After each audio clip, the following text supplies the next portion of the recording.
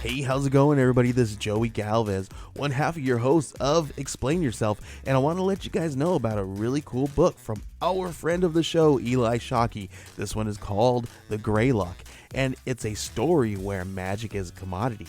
Potions are sold at corner stores.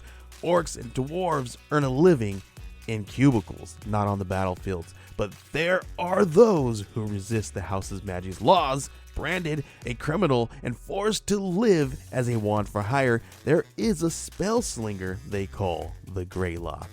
Check this one out. You guys can pre-order issue 3 right now with code JAN241939, and make sure you guys are heading over to your favorite LCS and letting them know that you want Greylock number 3, and maybe pick up the first 2 issues.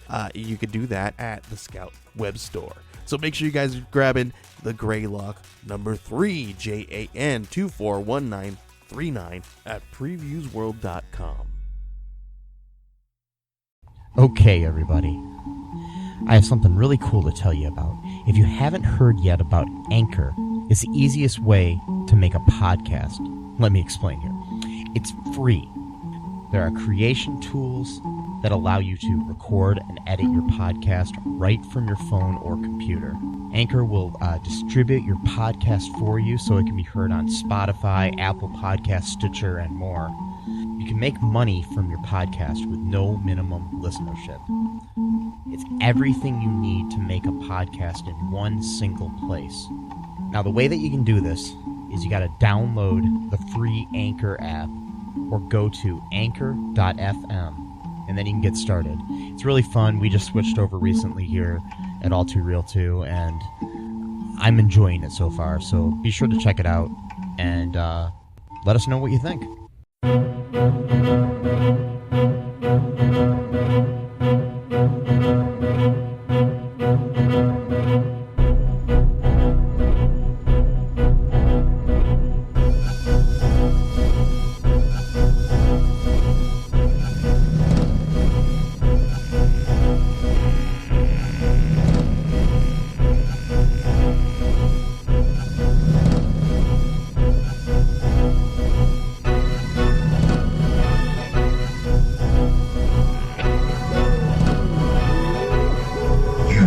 Entering the world of Crisis on Infinite Films, brought to you by All Too Real 2 Podcast.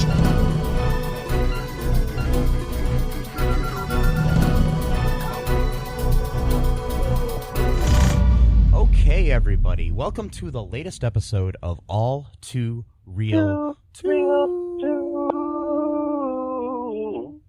My name is Michael E. Cullen II, and with me via phone today is my co-host, Matthew Haas. Yeah, Matthew Haas /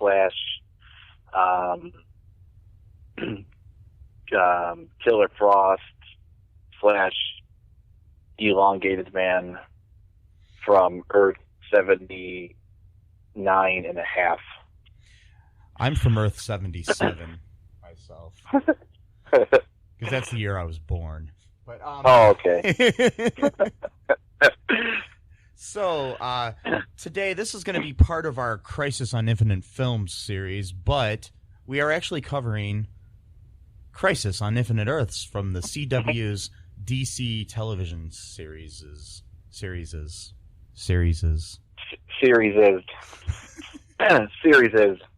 Yes. So, this was like the biggest crossover in television history. Dun, dun, oh, wow. dun. Was it? Probably, yes. I'd say it was. So, back in December, remember that month, Matt? Yeah. That was a while ago. It was. There was the beginning of Crisis on Infinite Earths. And what they had 3 episodes then, and then this past week they had 2 episodes. So a total of 5 episodes. Yeah, it's a lot to take in. So in the first 3 episodes, a lot happened. Basically, we had on Supergirl, all of a sudden, skies got red. Not red like when you read a book, but the color red. They were, yeah, the skies weren't being read like, a book or anything like that. Yeah. It wasn't like Harry Potter or anything like that, no. And what we had happen was many Earths in the multiverse were destroyed. We did see some nice cameos at the beginning of the first episode there. We saw Robert Wuhl's character from Batman 89. So that connected Michael Keaton's Batman and therefore Val Kilmer's Batman and George Clooney's Batman, who are technically all the same Batman. Yeah. To the DC TV series. That's fun to say. Series. Series. I think it's just series with the apostrophe after the S. I know. I don't know if that's how you say it though. I never. Yeah, series is. What else was connected? Robin, right? Yeah, from Batman 66. Okay. So we had two Batman Earths connected to our Earths here. We also had, a few other Earths connected. We had some stuff from like Titans and some other. There's a bunch. Like basically now, every single DC property in live action is now connected to these shows. Pretty much. Yes. Like even Lucifer, which I just started watching because of this crossover, because I liked his character so much just from like the 45-second. Yeah. Like a 45-second interaction. I'm like, I like this guy. He's got an interesting charm to it. I think I'll start watching the show Lucifer. And then I didn't realize at the time though that show now is technically part of the Arrowverse because of, well, I'm getting ahead of myself, but yeah. So basically here's what happened in the show. As the crisis begins, the antimatter wave destroys countless parallel universes. Meanwhile, on Earth 38, Brainy detects the antimatter wave approaching Argo City, prompting Kara Danvers to warn her mother, Alora Zor-El, her cousin Clark Kent, and his wife Lois Lane. Clark and Lois narrowly send their son Jonathan off into an escape pod, just as the wave wipes out Argo and Alora, and we assume at this point Lois and Clark both die. But Harbinger, who is Lila, is now Harbinger. She collects Oliver and Mia from Lian Yu, Barry from Central City, Kate Kane from Gotham, and Sarah Lance and Ray Palmer from Star City, and brings all of them to Earth 38. While Harbinger also rescues the Kents from Argo, Alora unfortunately died. As Harbinger briefs the gathered heroes, the threat of the anti-monitor, the monitor raises a quantum tower to impede the antimatter wave, while the DEO and Lena Luthor work to evacuate inhabitants of Earth-38 to Earth-1. Dun dun dun. Mm-hmm. After learning Jonathan's pod landed in Earth-16, Lois, Sarah, and Brainy leave to get him while the others stay behind to fend off the Anti-Monitor's forces. In preparation for his death, Oliver passes the mantle of Green Arrow to Mia, his daughter, by the way. If you're listening to this and you haven't seen these shows, stop and go start, season 1 of Arrow. And then because there's so much. And then catch up to us in a couple years, okay?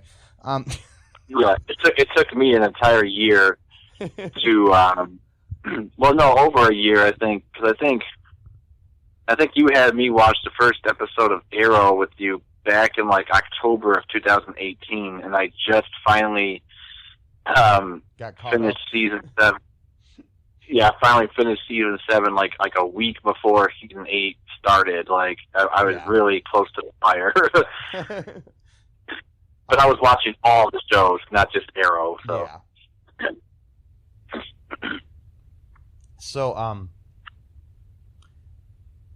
So now, what happens next is when Oliver learns that Barry is fated to die, however, he argues with the Monitor over the deal they made last year in the previous crossover, which was that basically the deal there was that Oliver was going to sacrifice himself to save Kara and Barry. Right. Yeah. Oliver, basically what happens next, the heroes make their last stand, and at the tower defend off an army of shadow demons. Ooh. Yeah. They're basically like those things in Harry Potter. Yeah, I was gonna say they remind me of Dementors. Yeah, that's what. And I don't know why they're called. Yeah, Dementor. I don't know why they're called Shadow Demons, because why are they demons? I thought it was just anti-man. Anyways, I got a song for that. Shadow Demons. Whatever. I don't have a song really, but whatever. That was good. Yeah, I was out of tune, but okay. So,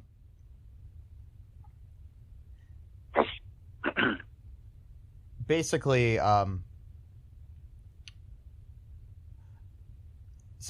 Oliver ends up temporarily nullifying the Monitor's powers and stays behind to ensure that the Exodus succeeds. Back on Earth-1, Lois's team returns with Jonathan before the Monitor brings a dying Oliver to say goodbye. And this was not how he was supposed to die, according to the Monitor. So then Nash Wells shows up, and he's now Pariah.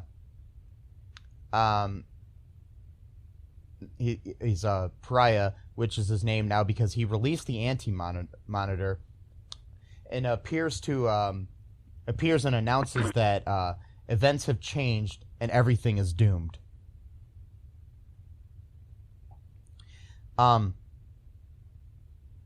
With Earth-1 Legends unavailable because they refuse to do crossovers,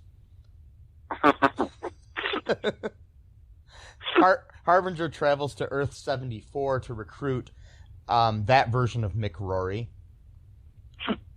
who's very similar to our Mick Rory. Yeah, same personality. Yeah. So the heroes can use the Wave Rider as their base of operations. In the wake of Oliver's death, which he cannot undo because of the Anti-Monitor's growing power, the Monitor consults the Book of Destiny, which we were introduced to last year during the crossover. and learns of the existence of 7 paragons who could turn the tide. 4 of them are Kara, the paragon of hope, Sarah, the paragon of destiny, the paragon of truth, another Superman who has suffered more than any mortal man, and the paragon of courage, who is described as the bat of the future. Yeah. The bat. I wonder what that means. Yeah. Clark, Lois, and Iris locate the second Superman on Earth 96 through though Lex uses the Book of Destiny to mind control Clark 96 until he is knocked out by Lois. Kate and Kara travel to Earth 99, where the latter fails to convince an elderly, crippled Bruce Wayne, played by Kevin Conroy, the voice of Bruce Wayne in the animated series. On his Earth, he became a killer. Bruce is in turn accidentally killed in a heated confrontation between Kate and Kara. And him, obviously, yeah. Elsewhere on Earth 18, Sarah, Barry,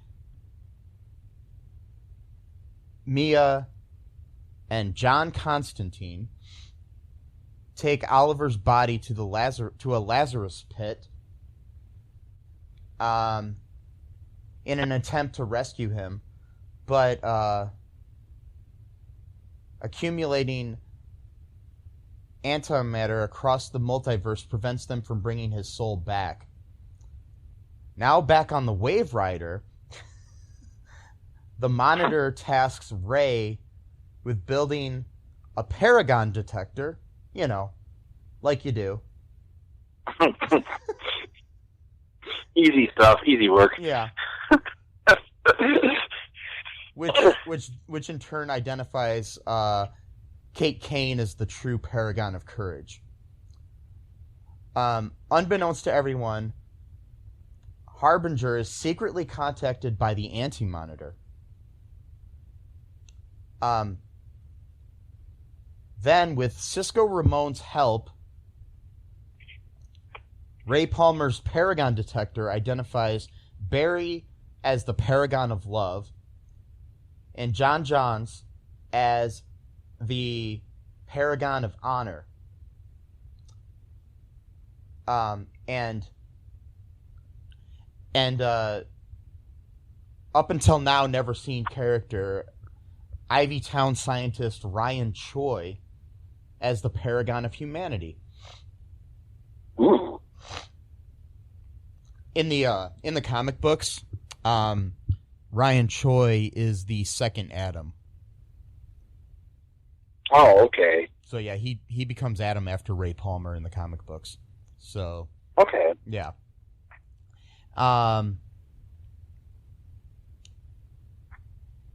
So then Iris Ray and then Ralph Dibny, a.k.a. Elongated Man, attempt to recruit a reluctant Choi, who eventually compiles when Iris assures him that ordinary humans can be superheroes too. After the Monitor restores Cisco's powers, to his dismay as well, Barry and Caitlin Snow meet up with Pariah and the Anti-Monitor's chamber beneath Central City, where they find an antimatter cannon powered by Barry Allen, a.k.a. the Flash of Earth 90, played by John Wesley Shipp. When, and yeah, go ahead. As they are. What's that? I said, as he is wont to play the Flash, John Wesley Shipp, you know, basic, you know, standard stuff, which is, which he made his first appearance in Elseworlds crossover last year. Yeah. Was his first appearance. the cannon goes critical, so Pariah recruits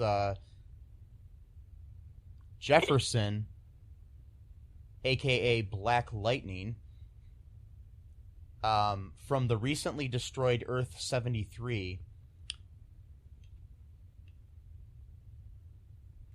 to contain the energy, which I thought was kind of weird. But anyways. Yeah, I hope we get to talk about that part. Yeah, yeah, we can go over a few things in here.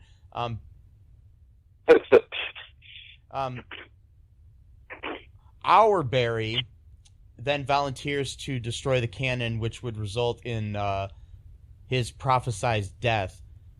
However, Barry 90 stops him, claiming the Monitor didn't specify which Flash would die in the crisis, and takes Barry's place.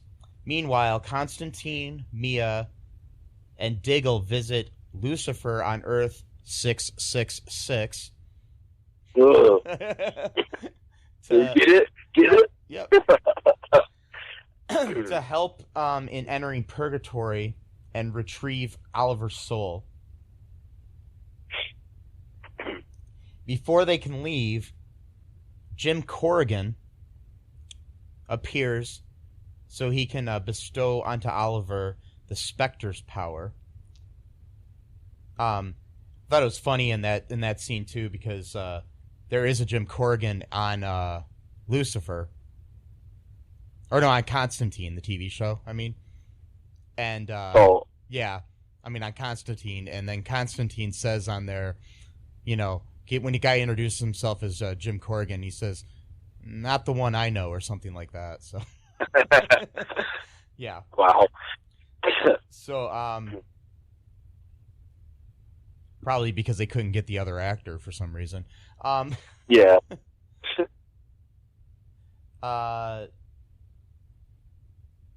Anyways, so Corrigan, he bestows onto Oliver the power of the Spectre. So Oliver accepts and becomes the Spectre now, no longer the Green Arrow. And Constantine's team is sent back to the Wave Rider without Oliver.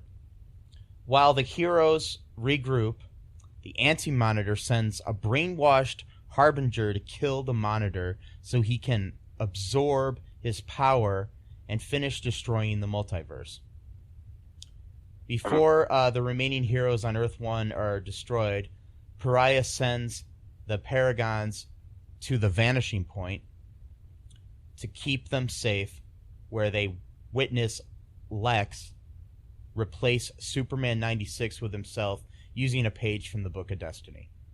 Okay, so that's what happened before the break that we had. So, yeah. You got all that? Yes. Simple stuff.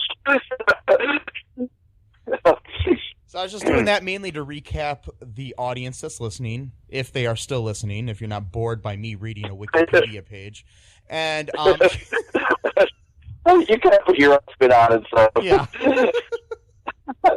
And also to catch both Matt and I up here so we know what, we missed in the first 3 episodes. I mean, not missed, but, may have forgotten. So, yeah.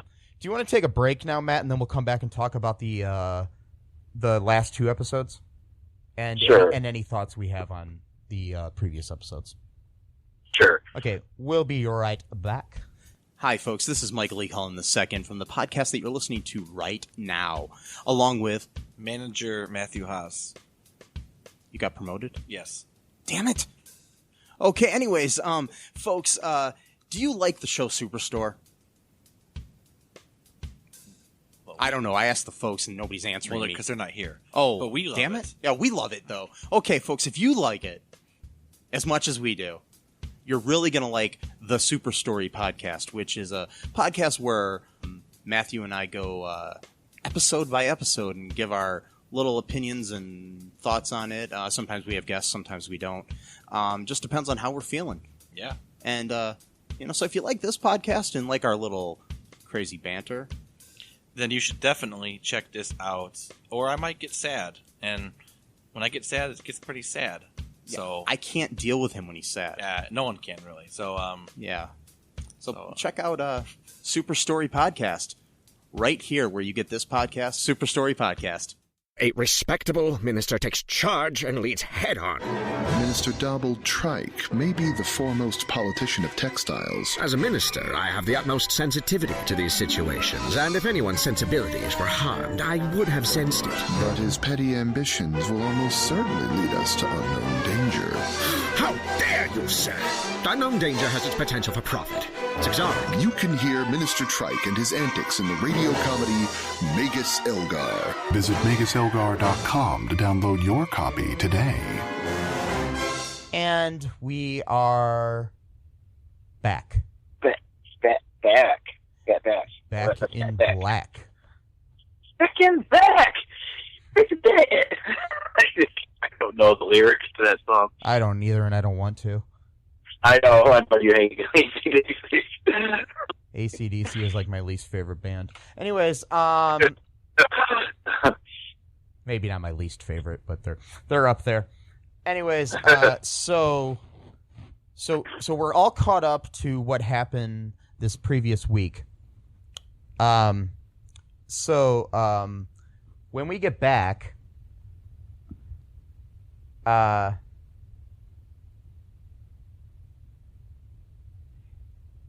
we start out with we find out what happened and what ended up creating the Anti-Monitor. It was back 10,000 years ago. A young Marnovu, aka the Monitor, was experimenting with time travel to witness the birth of the universe, only to accidentally end up in the antimatter universe and reveal the multiverse's existence to the Anti-Monitor. So he somehow accidentally created him in a way. Yeah. So, so then,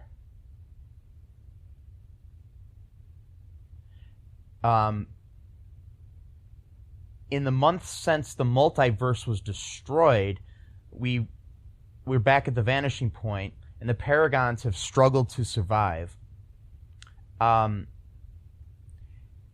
And then we see Oliver. He is with Jim Corrigan and learns to become the Spectres, how to use the Spectres' powers and all that stuff. Also, when we're back in the... Before that, I'm sorry, I forgot. Barry had disappeared because he was trying to go into the Speed Force, but was unable to. He comes back. It's been months for everybody else, but only seconds for him. Right. He's like, I've only been gone for 2 seconds. And they're like, no. I mean, there's no Speed Force to go into. The universe is dead. I mean, you know. Yeah, this is where things get a little confusing for me. But anyways, yeah, there's a lot of it. So, then Oliver heads to the vanishing point, like you do. You know, as Spectre with a weird modulated voice changer thing. Yeah. So he heads to the vanishing point to help rescue the Paragons and strengthen Barry's powers. So basically, how he does that, he taps Barry on the head. And it's like, doop, you have powers now. Yeah, he's like, I've just unlocked your potential, and Barry's like, by touching my head. Yeah, at least they brought it up, you know. Yeah, that was funny. It's like, I'm touching your head to do it because we probably ran out of special effects in our budget. And, yeah. So,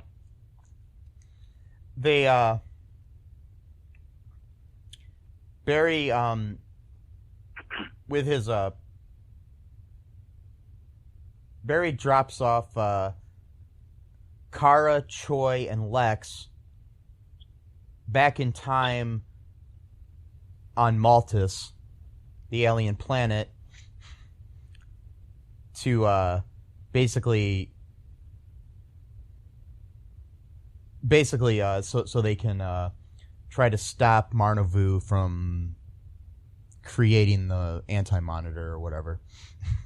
It was kind of contrived. Anyways, yeah, it's different than the comic book, but maybe I'll say something about that later. But you can say it now if you want to too, because we're kind of just going through this. So yeah. All right. Well, just a short point then. It just departs from the comic books. I mean, I haven't read all the comics. I have read that story, and basically, it's not the Monitor that does this in the comic books. It's a whole different character named Chrono, who was of the same planet that the Green Lantern people are from, like the Guardians of the I think what they call the Guardians of the Universe or something like that. Yeah. He was of that race who guard the Green Lantern, the green whatever that ring or whatever, and this was like 13 billion years ago though when he did this, not 10,000 years ago. Again, I knew they're gonna change stuff up because that's what they do for TV and stuff. So I wasn't mad necessarily, but it was a little bit different because what that guy did was he accidentally created both the Monitor and the Anti-Monitor through his failed experiment, whereas in this show it makes it seem like the Monitor already lived as just like a regular person, like not as a cosmic being, and then he accidentally created the Anti-Monitor, whereas in the comic books they're both cosmic beings, but it's whatever, Yeah.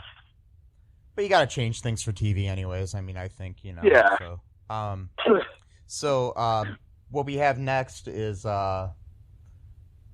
after, Barry drops those people off, Kara and Lex and, Ryan Choi, they,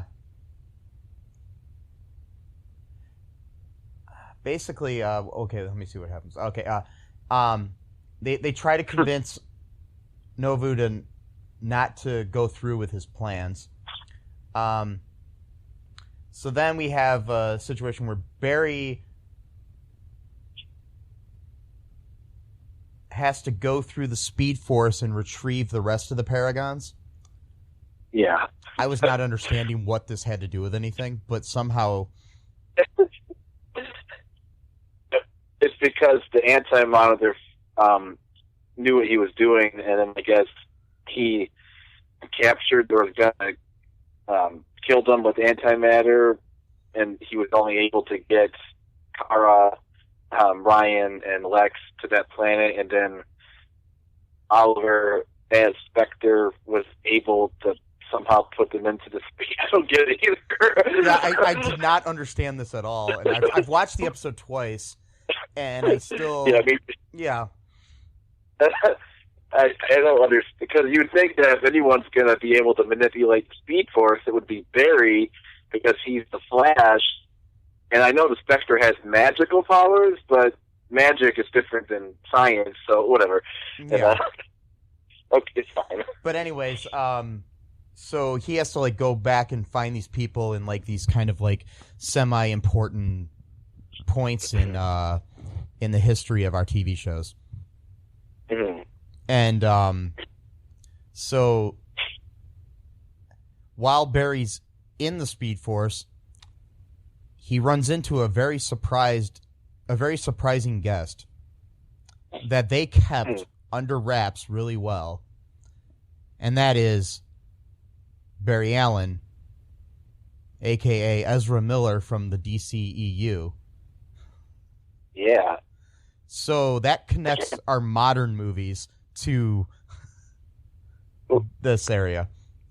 I mean, yeah. Oh my God. So then technically Batman versus Superman is now part of the Arrowverse. Wow. Yeah. Wow. Basically the only movies they didn't really connect are for some reason the Christopher Nolan Batman movies. Yeah, the good ones. Yeah. Sorry. That wasn't me. No, I know. But they didn't seem to connect. It's like they didn't connect those, and there's like a couple other ones probably. A couple other. I mean, they also didn't connect Gotham, the TV series, from what I can tell. Oh, okay. But and also, yeah, Aurelius Dumbledore. He also plays Aurelius Dumbledore in that awesome movie, The Crimes of Grindelwald. Don't forget that one, okay? Oh yeah. But basically, it's really interesting too. People are.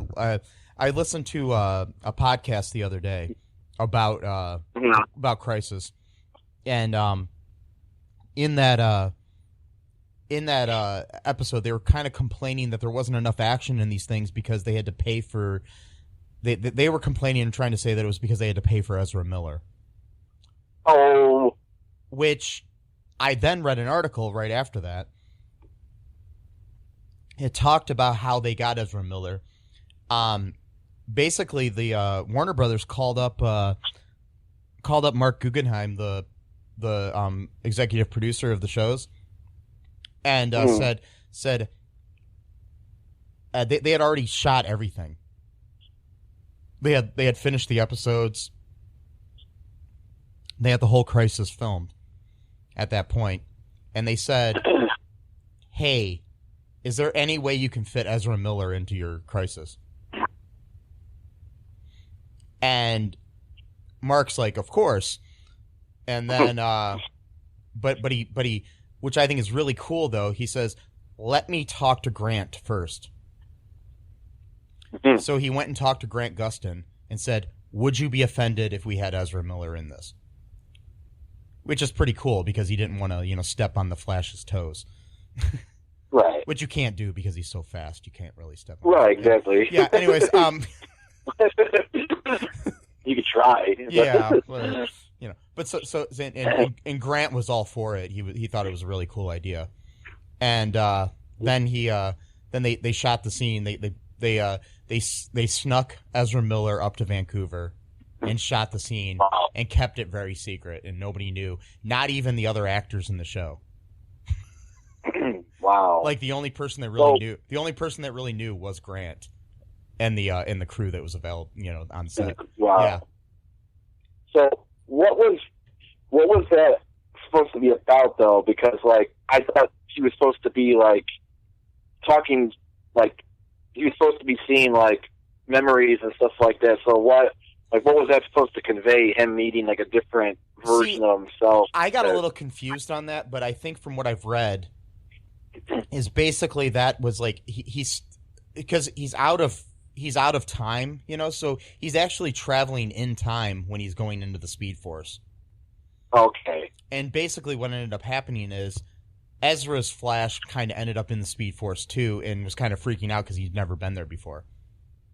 Oh, okay. So that's why he was confused. And thing is, in the movies, he's never called the Flash. The coolest thing in that scene is basically, I think, our Barry gives that Barry his name. Oh, okay. Because he's like, "You're another Flash," and then he's like, "Flash." So okay. So I think I got that because he did. Sorry, go ahead. What this gives me hope for, and I think it would be really cool, is if they do make that Flash movie, Flashpoint, that they're trying to make with Ezra Miller.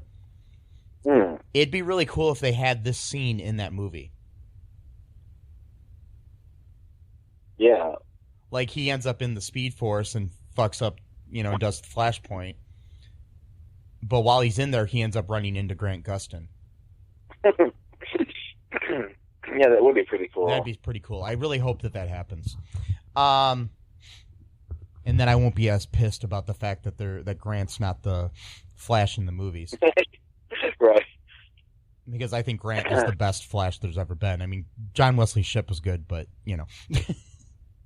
Well, I agree. Wow, I'm just calling him Barry. That's how he just, personality-wise, that's what I always envisioned the Flash would act like. Kind of like how John Cryer plays like the perfect Lex Luthor. Like he's not like a bumbling buffoon. Like he is funny and sarcastic, but there's an edge to him. Like yeah, I mean, I do agree that John is the best Lex I think we've ever had. Yeah. I mean, some people will say Michael Rosenbaum on Smallville, but I haven't really watched a lot of Smallville, so I can't really talk to that. I mean, I've watched some, and I thought he was good on there, and I love Michael Rosenbaum as a person. His Inside of You podcast is like awesome. So if you haven't listened to that, check it out. Cool. Yeah, the episode with Rainn Wilson was really cool. Anyways, just a little bit, aside. So anyways, so we got to see Ezra Miller. That was cool. But then basically what ends up happening then is Barry goes through and he ends up picking up the rest of the Paragons. Like you do. Like you do. There's a lot of MacGuffins. A lot of MacGuffins in this whole... Yeah. Right, not just the crisis, but even like the build-up, because like from the beginnings of season 8 of Arrow and season 6 of Flash, it's building up into a lot of MacGuffins. Like Oliver has to go to like Earth 2 to get like a dwarf star thing. I mean, it's a lot of like stuff like that. Very true. A lot of MacGuffins and things, things that just don't make. I don't know. Yeah, some of it doesn't make sense. But, I mean, I still love these shows and I'm entertained by them, but sometimes you're just like, that's kind of contrived. Anyways, yeah, there is some things like that. So, anyways, the Paragons end up once Barry retrieves everyone. Basically, they end up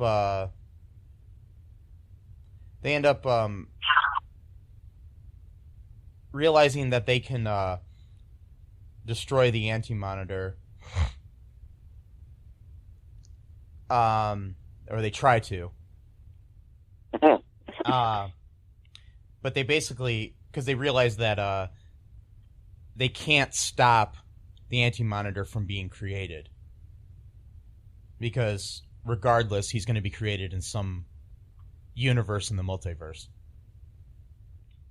I mean, there's literally infinite, so all you got to do is find one Mar Navu who's going to go through with the experiment. I mean, it's not hard. Yeah. You can't stop them all. And right. So the Paragons battle the Anti-Monitor and his Shadow Demons. The Anti-Monitor and his Shadow Demons. I'm going to create a band called that. Anyways, that's a great name. The Anti-Monitor and the Shadow Demons. That's a great band name. We'll just play songs about DC properties. Yeah. every song's about a different character, like a song about Firestorm, about And so then Oliver uses his Spectre powers to restore the multiverse.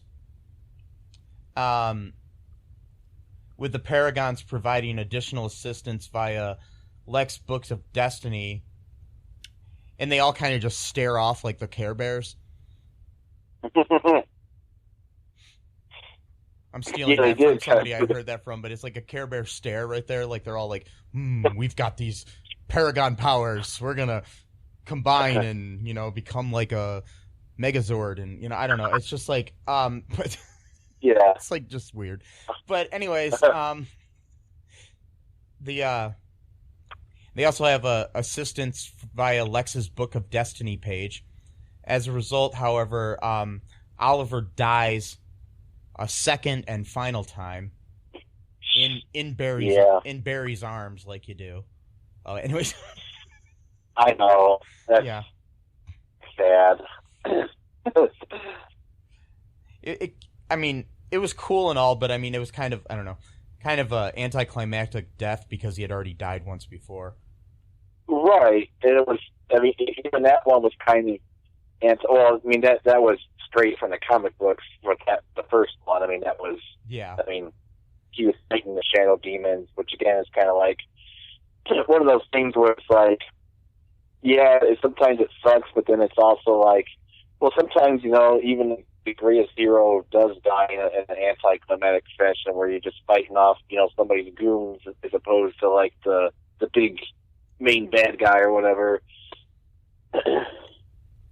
Yeah, it's just, I don't know. It was cool though. I mean, so then everybody wakes up in a newly recreated universe.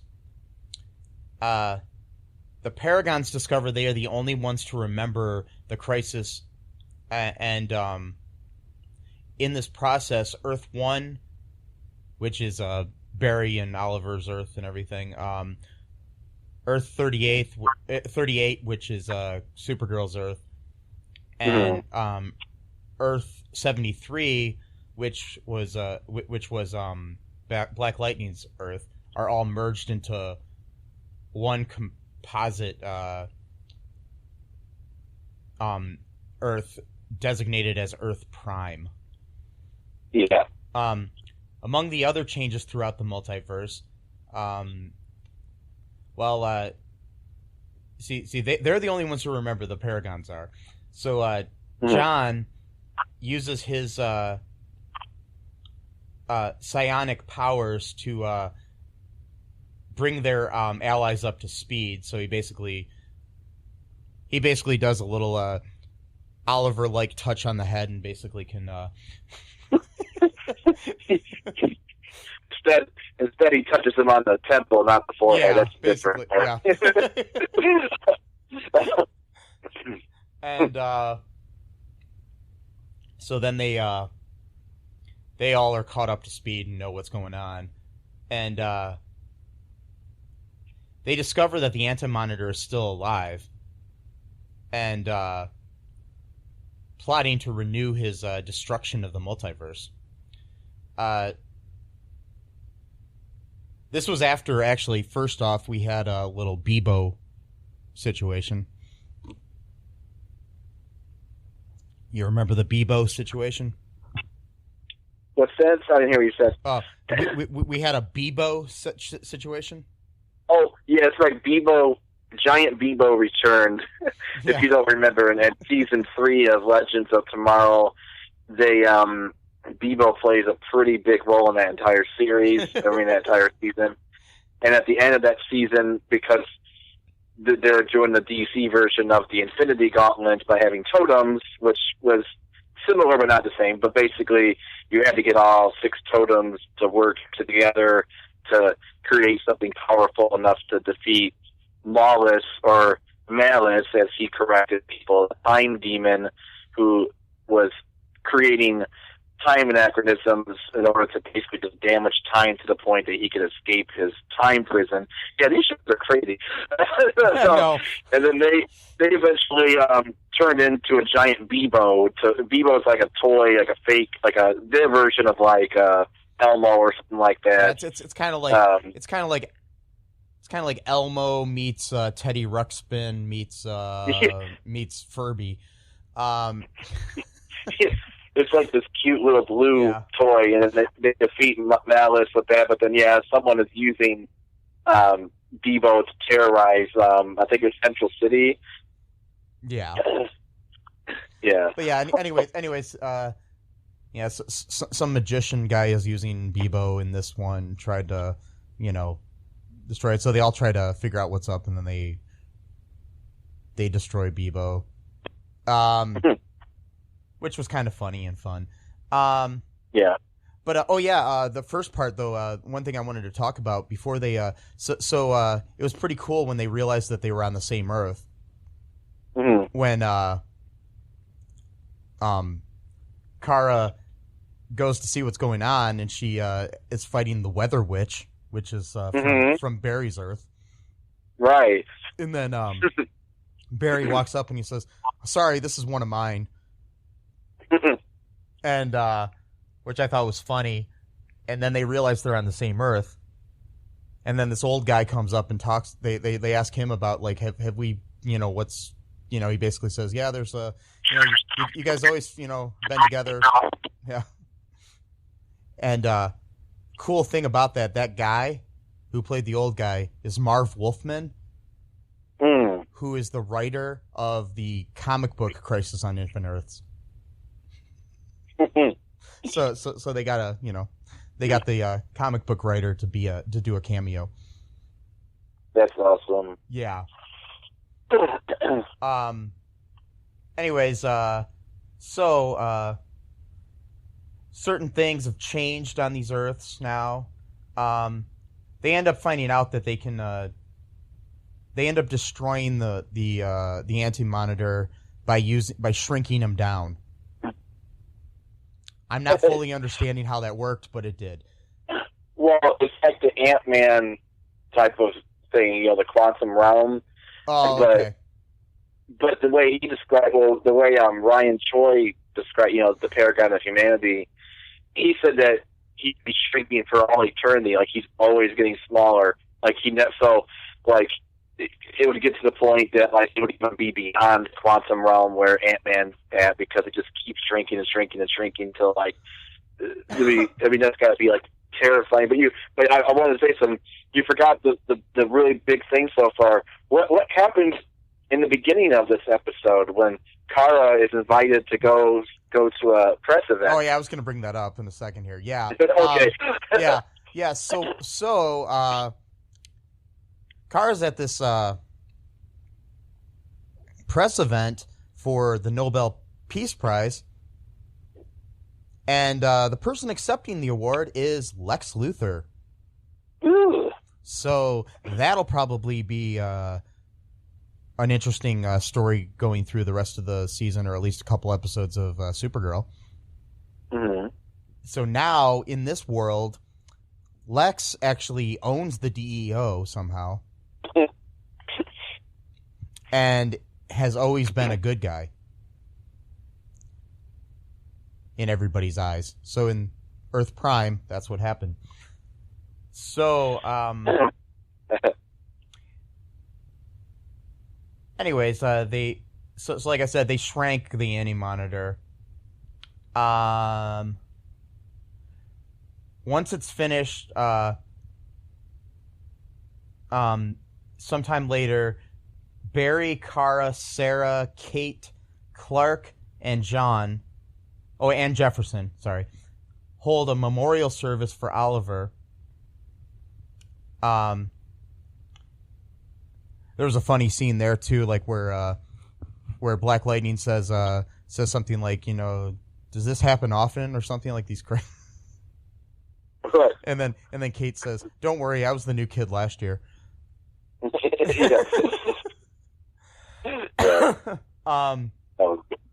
And they come together and create a League of Heroes to protect the New World in Oliver's memory. In a building that is a warehouse that was once that Barry owns, because it was once owned by Star Labs, and which we had seen this warehouse in a previous Crisis. I can't remember which one. But they have this really cool round table with chairs with each of their symbols on it. What was that? What's that? I didn't say anything. Oh, okay. Something cracked. Something just came in. That's weird. Oh, wow. Maybe I'm getting somebody else's phone call here. Anyways, so they create that, and then they basically have it created the Hall of Justice, which is what the warehouse looks like from the cartoon. And we also see a cage with the name Gleek on it. And Gleek was a little monkey alien creature in the animated Super Friends TV series. So, and that's where we are. Yeah. Do you want to take a break, Matt? Sure. Yeah, we'll take a break, and then we'll be right back with some of our thoughts on the episodes. Yeah. Hey, folks, this is Michael E. Cullen II from the podcast that you're listening to right now, along with Matthew Haas. We just wanted to tell you about our great podcast called Super. It's called All Too Real. And on that show, what do we do, Matt? We watch biopics, and then we talk about whether or not the movie matched up with the real story or not. So It was a lot more exciting than that, though. Yeah, so we analyze the real story and the real story. Get it? Get it? Real. Yeah, they're spelled differently, Yeah. folks. You can guess which one I said which way. Uh-huh. Anyways, so sometimes we have guests, sometimes we don't. But we talk about great movies like Shattered Glass and The Social Network and Futile and Stupid Gesture, among others. Those are some of the ones that we've covered so far, and we're going to cover a lot more. So please subscribe on Stitcher, Apple Podcasts, Google Podcasts, wherever you find your great, fun podcasts. And be sure to share it with your friends. Do it. Do it. Do it. And make sure you're not afraid to get all too real. Bye-bye. And we are back. So Matt, what thoughts did you have on the whole crisis? Anything stand out to you? Good, bad, indifferent, whatever? Well, I really liked it a lot. I mean, in general, just the sheer ambition of it. 5 episodes, and you could count the Black Lightning episode as sort of like maybe like a 2.5. So Yeah. it's a lot of material to really just kind of take in. And I liked the multiverse aspect of the whole show. So like, it is going to be kind of strange going into like a single universe now. But it's change is good because we've been officially dealing with the multiverse since season 2 of The Flash, and it was teased in the very first episode of the first season of The Flash when they showed a newspaper article that says Flash vanishes during crisis. So Yeah. they've been teasing this idea for a really, really long time, and technically last year's crossover was just all in preparation for this year's crossover. So technically it's really like 8 episodes, altogether. I mean, if you count Elseworlds, because I did feel that Elseworlds was kind of a letdown, but I realized that it was meant to prepare for, the bigger one. Yeah. And, but like, there are some issues I have, like just like the costumes. Like, I really thought the Anti-Monitor almost looked like some like animatronic like thing from like Major Magic a little bit. Yeah. Like I don't know, like he just looked stupid to me. Like I was expecting someone that like looked like really scary, and then we get let's make way for this like weird looking dude with like a tube in his costume or something. I don't know. I thought that was kind of iffy. The whole Barry Allen for Earth 90 thing I didn't understand, because so it's like, you might have some thoughts on this too, but so like he's got Barry the Flash from Earth 90, basically forcing him to run on his treadmill for like eternity, essentially, to power up all this antimatter energy to destroy all the planets. And then when they find him through the help of Pariah, Cisco uses his Vive powers to blast, Earth 90 Barry out of the thing, and he's like, "Oh, thanks for the reprieve, kid, but I need to get back on there because if I don't, he's triggered a failsafe so that it destroys all of the multiverse at once." It's like, well, why? Oh, so we got Anti-Monitor to make sure the heroes have enough time to thwart his plans. Like what? Like. I don't know. That seemed like very contrived. Like, Yeah, I mean the whole treadmill thing is actually right out of the comic books. oh, okay. Yeah, there is a treadmill, but I mean the whole Barry 90 and all that stuff kind of, it's just, I don't know, it was kind of the whole Jefferson thing was kind of weird, bringing him in. I understand why they wanted to and they needed to, but it just seemed kind of weird. Like there didn't really seem a point for Jefferson to be there.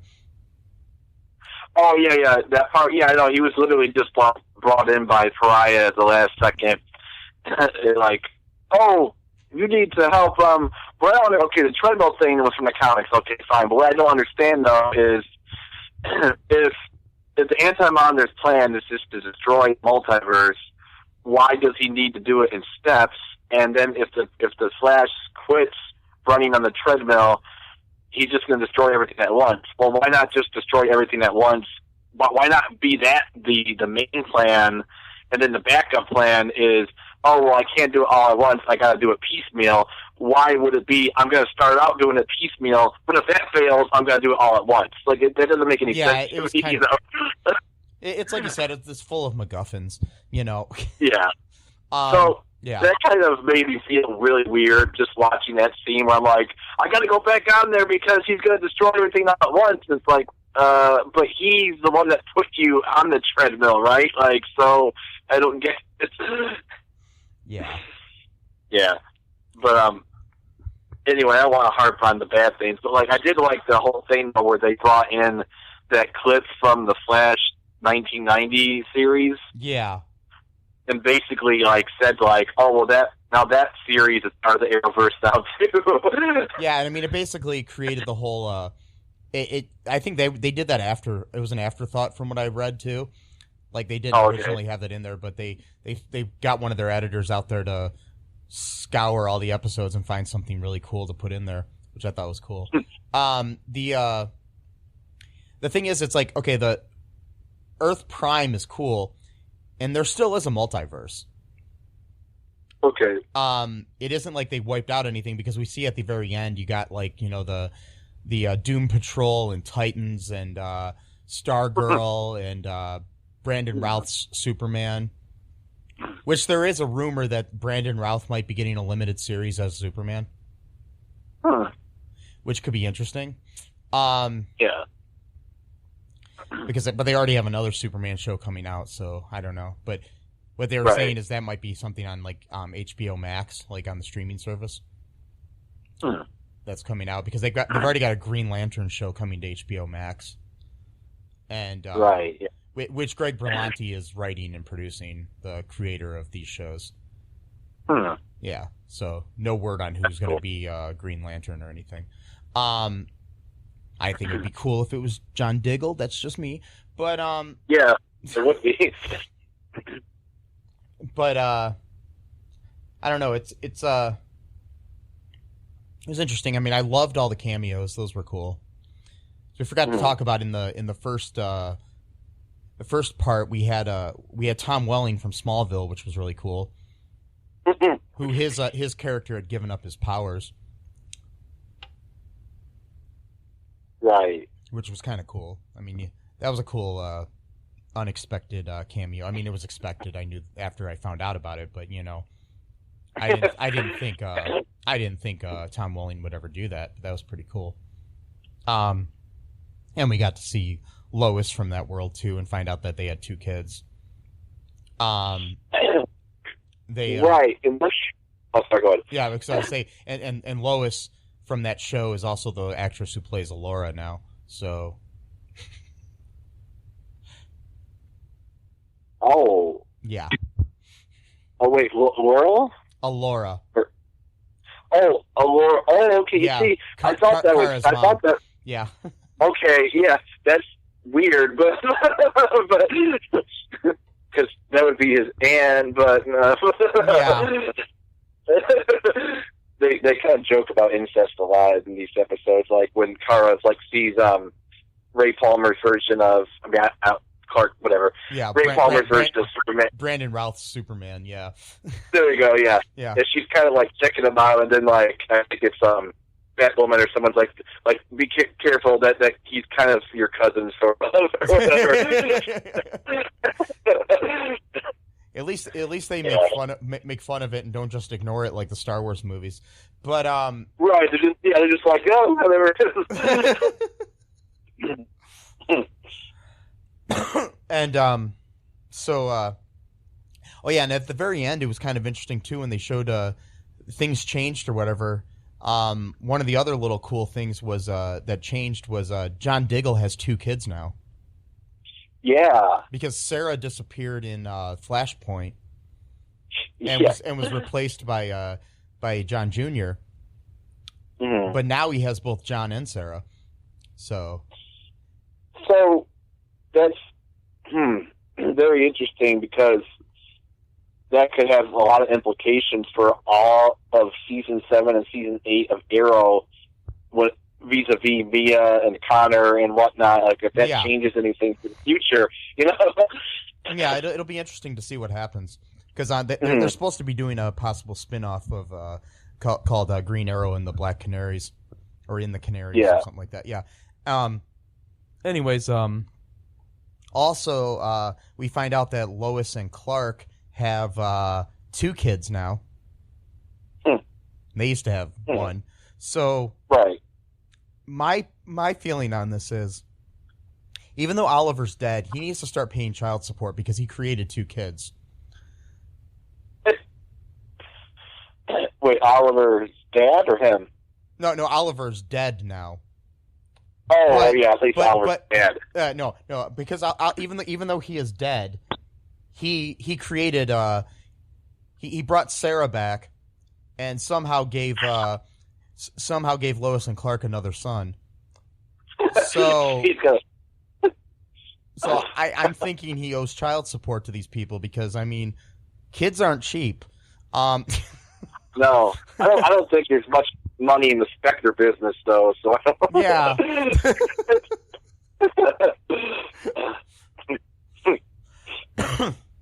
So we'll see what happens. I don't know. Maybe Barry has to pay for it now because he's left, and I don't know. I'm just trying to. Yeah. Or they can all raise the kids together, like in a commune setting or something. Yeah. But I mean, Barry's kid died, so it's like. Yeah, or did she? I mean, I don't know because that was a weird. I mean, that was like a different version of herself altogether. So it's like, did she even ever exist? I mean, that just got. I'm gonna get mad now because I hate Eobard songs so much. And so that's one of the things that disappointed me. I thought Eobard was going to be part of this, and he wasn't in the crossover at all. So yeah, because they teased that last year, where he's like, "Oh, we'll meet each other in our next crisis," and he even winks at him after he says it too, like to really be on the nose about it. Like, I think that was just like the crisis is coming. We're gonna, and also it might have been something where they didn't know what was going on. I think a lot of things changed with John Cryer's Lex Luthor, because I think that a lot of the things that Lex did in this probably would have been done by Eobard if they wouldn't have been able to get John Cryer. Right. That's my feeling on it. Plus, you already had Tom Cavanaugh playing Nash, so it was like, I don't know. I mean, he's played so many characters in this show. Plus, too, Eobard Thawne already did that, though, in the season 2 of Legends with the whole sphere of reality or whatever. Yeah. So that whole thing of like creating reality where he's like the hero or whatever. Yeah. Like, well, I don't know if the whole story would have been the same, but I think that basically they rewrote things just basically because they were able to get John Cryer, which I'm happy about because, like I said, he's the best Lex Luthor ever. Anyways, he's great. He's no match for Lenny Luthor in Superman 4, but he's a close second. Well, yeah, of course. Any other major thoughts about the episodes? Yeah, I mean, just like, and just in general, like how like high the stakes were. Like literally every single universe is being destroyed, and like they even had like an actual monitor actually showing like the Earth disappear on their like computer screens, like whenever the wave of antimatter hits a particular Earth or whatever.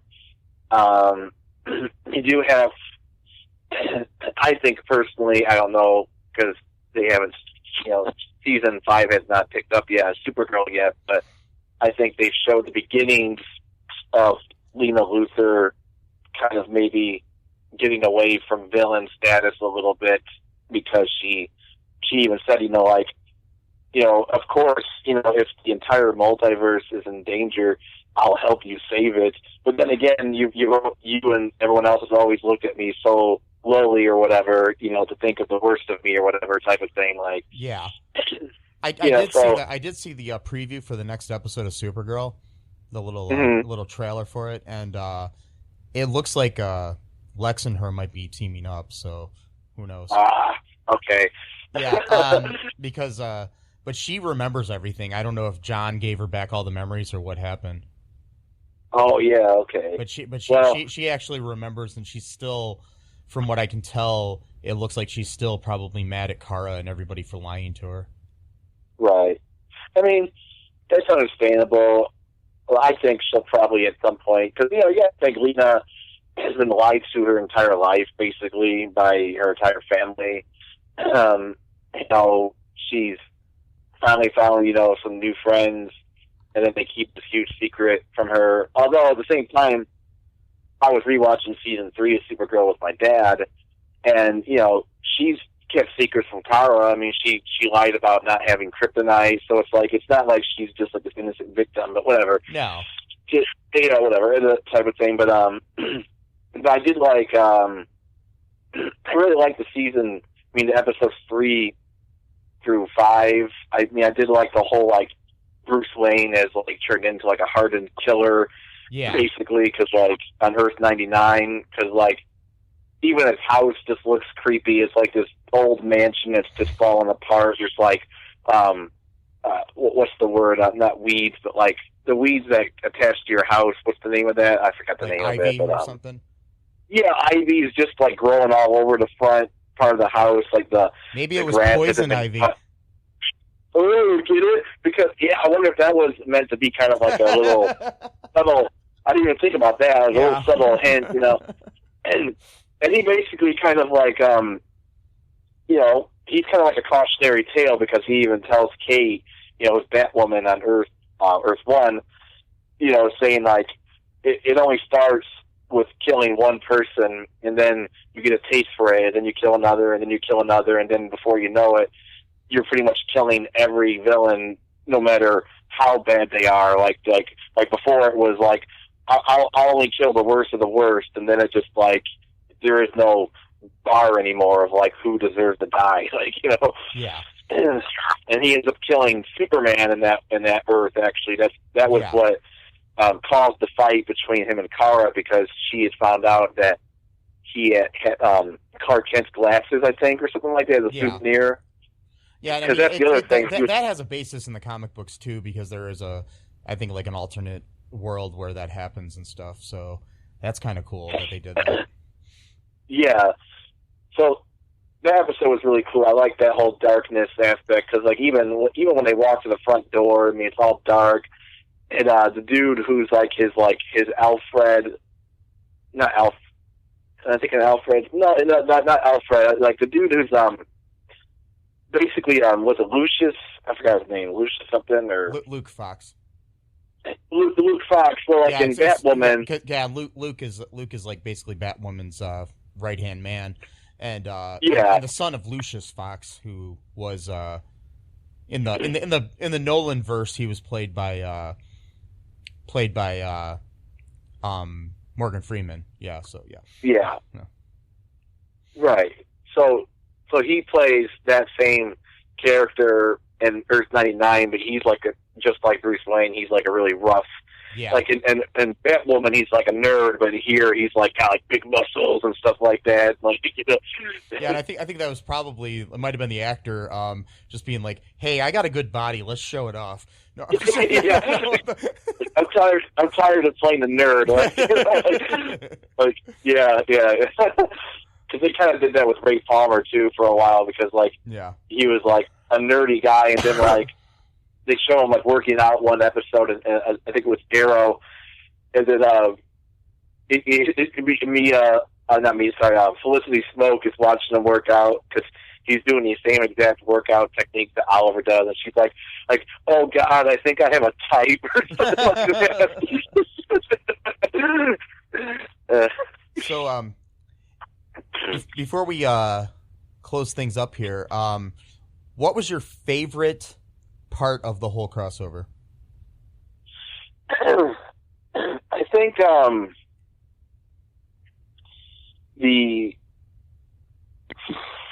oh man, that's a lot. I mean, I guess probably the at the end of episode 4 when Oliver or Inspector is fighting with the Anti-Monitor, and like he basically does that thing where he like shoots out energy out of his eyes or whatever, and then basically like explodes the Anti-Monitor, I guess, in the battle, and that's when he creates the new new universe.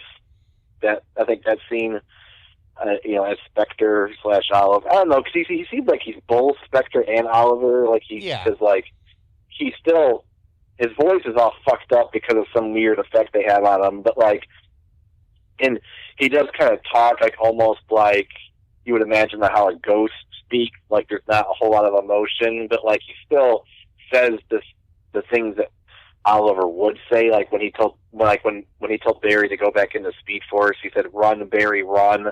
That was what he would used to say to him. So yeah, that's kind of cool. I mean, I think probably like my favorite thing was just, I mean, there's a couple things. Like, I mean, I loved all the crossovers of characters, which was kind of sweet. I mean, we even got to see Swamp Thing at the end. But I think the whole I really like the developing relationship between Kate and Kara.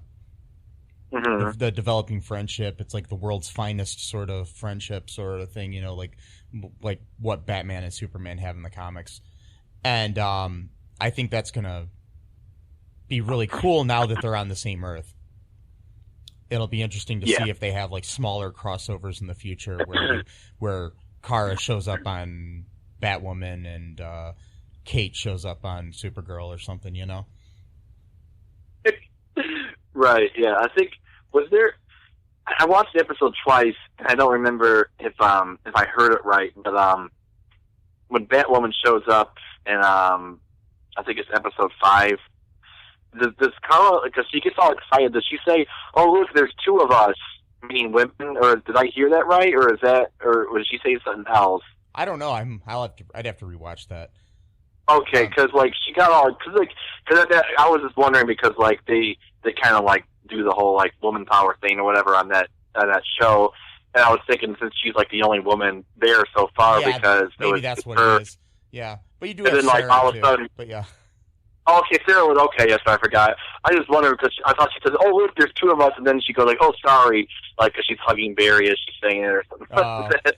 I don't know if I heard it wrong or not, but and little interesting stray things too. In my mind is I think that now the way it appears is National and Central City are basically across the river from each other. Okay. So that means Barry and Kara aren't that far away from each other. So right. I don't know where Gotham is in this situation. But the other thing I liked was I liked a lot of the little excitement from certain characters throughout the thing, when Black Lightning notices that there's Superman in the one episode, and he's like, so the whole Superman thing's real? Which is cool because I noticed in some of these episodes of Black Lightning in the past, they actually had a picture of Jefferson on his desk somewhere where he was wearing a Superman t-shirt. So what I'm thinking is in his Earth, originally, Superman was a comic book character. In our real world, and then now it's on another Earth he's real, so it's what the fuck, Yeah, see, I was wondering about that too because it's good to know what Earth he's finally on, because I was doing all kinds of research when the crossover first started. I could not find what Earth Black Lightning lived on. I'm like, well, obviously it's not on. Well, I don't want to give anything away, but on the Black Lightning episode, Earth Crisis, it's made clear that he's not on either Earth 1 or Earth 2. I'm not going to say why I know that, but that's revealed that. 38, yeah. And yeah, so I was like, well, okay, he's got to be somewhere. But yeah. And it was 73, I guess. So yeah, that's probably the year that Black Lightning was created or something. Is what I'm guessing is how they chose. Yeah, probably. Yeah. But yeah, and then there was also the what was the other one? There was like a, I just like where when Kate shows up and somehow it's revealed that Bruce Wayne is Batman, and or something like, oh no, Kate takes off her mask at the point, and then Oliver's like, oh, that makes sense. Something like that, where he's basically finds out that, you know, he in the same fell swoop he finds out that, you know, Batman was Bruce Wayne and Kate Kane is Batwoman. It's just like, okay, and then she's like, don't tell anybody, you know. It's just like, those little things are kind of cool, where you get these like little kind of like almost like fanboy sort of moments from people. Yeah, that was basically all I had to say about the Crisis. Do you have anything else to add before we leave? Just yeah, I guess a little bit. Just the whole aspect of like, this is going to change Sarah Lance's character significantly for the Legends of Tomorrow season 5. Yeah. Because it was kind of weird, because at first I didn't really understand why she was making such a big deal about saving Oliver. I mean, other than the fact that, yeah, you know, he was like a former friend of hers, and, you know, blah blah blah. And but like, love her too. they had not spent much time. Yeah, but they'd not spent much time with each other since then, and they didn't even really cross that much path. So it did seem kind of odd that she was like hell bent on saving him, like to the point of like drop everything else. This is my mission now in life, is to make sure. Like, and then I figured out it's because she even told Barry, you know, when she was kind of brooding by herself, you know, that he's the last person in her life that like tethers her to like her old life. Like, yeah, because her sister and her dad are dead, and other people, right? You know, and other people from her past. Yeah, makes sense. And so that made a lot of sense. That's why she was so hell bent on like finding this Lazarus pit on like some random Earth, and you know, just like I am. And so like, yeah. Yeah, that'll be interesting to see what happens on Legends, which is starting soon. The only other thing I have is, like, everybody always refers to this as the Arrowverse. Mm-hmm. I came up with a better name for it the other day, and I don't know why anybody's never called it this. I think it should be the Oliverse. The Oliverse. That's all. I like that. It just sounds better to me. But yeah. But on that note, I think we can end this long episode. Hopefully some people listen to this. If you made it this far, be sure to check out our Patreon, our TeePublic, get some cool swag, and I don't know, be sure to subscribe and share with your friends. Yeah, and is it okay if I play our audience out with a little bit of music this time? Yeah, we can do that. All right, I've got my guitar with me. Maybe I'll just play a little bit, nice little ditty, like Hello Kitty. Yes. Ditty. Little ditty like Hello Kitty. All right, let's see if you can. Hopefully, it's not shitty. Oh wait, no. Well, hopefully. Let me know if you can hear this, okay? And I'll stop if I can. But like, okay. Does that sound okay? Yep, sounds good. All right, cool. I'll play a little bit.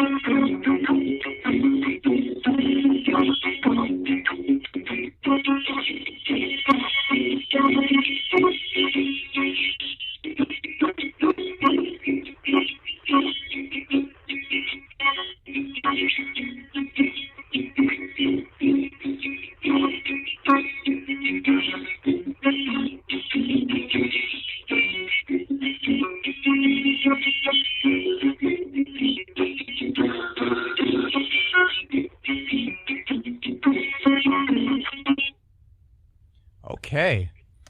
Rest in peace, Oliver. Bye-bye. Thanks for listening to All Too Real 2 podcast, a Cullen Park production. Produced and edited by Michael E. Cullen II. Music by Matthew Hawes. Subscribe and share the show. Visit us at cullenpark.com.